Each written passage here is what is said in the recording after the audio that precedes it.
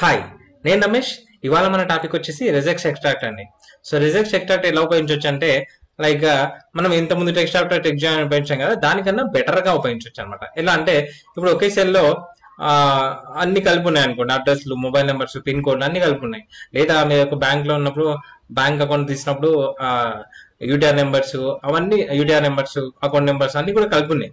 So మనకు కావాల్సిన దాన్ని ఎక్స్ట్రాక్ట్ ఎలా చేసుకోవచ్చు అనేది చూద్దామండి. నేను ఇప్పుడు ఒక డిజిట్ ఎక్స్ట్రాక్ట్ చేయడం మాత్రమే చూస్తాను. అంటే ఇదంతా డిజిట్స్, లెటర్స్ అన్ని వర్డ్స్ కానీ ఈమెయిల్స్ కానీ అన్ని కూడా ఎక్స్ట్రాక్ట్ చేస్తుంది.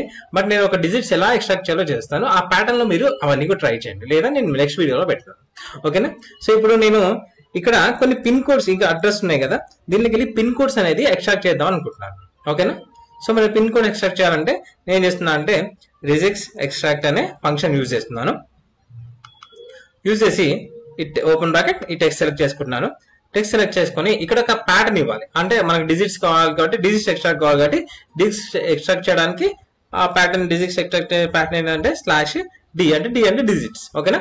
సో ఇట్లా డి అని ఇచ్చాం అనుకోండి, ఏమవుద్దంటే డిజిట్ ఎక్స్ట్రాక్ట్ చేస్తుంది. అంటే డి ఒకటే ఇస్తే ఏమవుద్దంటే 1 డిజిట్ ఎక్స్ట్రాక్ట్ చేస్తుంది. ఫస్ట్ ఏదైతే డిజిట్ వస్తుందో, నెంబర్ వస్తుందో ఆ నెంబర్ మాత్రమే ఎక్స్ట్రాక్ట్ చేస్తాం అనమాట. 5 ఉంది కాబట్టి ఇక్కడ 5, ఇక్కడ 5, ఇక్కడ 4 ఉంది. ఓకేనా? HA 4 ఉంది కదా, 4 అలా ఇలా 9 ఉంది కాబట్టి 9 ఎక్స్ట్రాక్ట్ చేస్తుంది. కాకపోతే మనకు డిజిట్స్ అన్ని కావాలి కాబట్టి దానికన్నా డి తర్వాత ప్లస్ ఇస్తే ఆ డిజిట్స్ అన్ని కూడా ఎక్స్ట్రాక్ట్ అవుతాయి అనమాట. అంటే ఒక బ్లాక్, ఆ డిజిట్ బ్లాక్ అనేది ఎక్స్ట్రాక్ట్ అవుతుంది. ఓకేనా? ఇక్కడ 442 బ్లాక్ అనేది ఎక్స్ట్రాక్ట్ అయిపోయింది. ఓకేనా? సో మరి మనకేం కావాలి? ఇక్కడ పిన్ కోడ్, ఇక్కడ పిన్ కోడ్, ఇక్కడ పిన్ కోడ్ కరెక్ట్ అయింది. సో ఇక్కడ 442 వచ్చింది, ఇక్కడ మొబైల్ నెంబర్స్ వచ్చాయి. ఓకేనా? మనకు కావాల్సింది పిన్ కోడ్. ఓకేనా? కాబట్టి 6 డిజిట్స్ ఉన్న పిన్ కోడ్ ఎక్స్ట్రాక్ట్ చేద్దాం అనుకున్నాను నేను. సో కాబట్టి ఇక్కడ ప్లస్ అనేది తీద్దాం.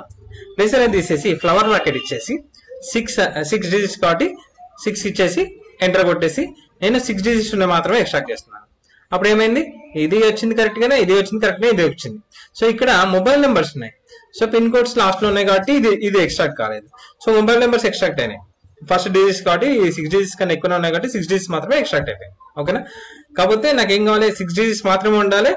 బౌండరీ అనేది, వర్డ్ బౌండరీ అనేది 6 డిజిట్స్ మాత్రమే ఉండాలి. అప్పుడు మనం బ్రేక్ బి వాడచ్చు, బౌండరీ అనేది వాడచ్చు. సో ఈ /d కన్నా ముందు /b అని వాడినాం అనుకోండి.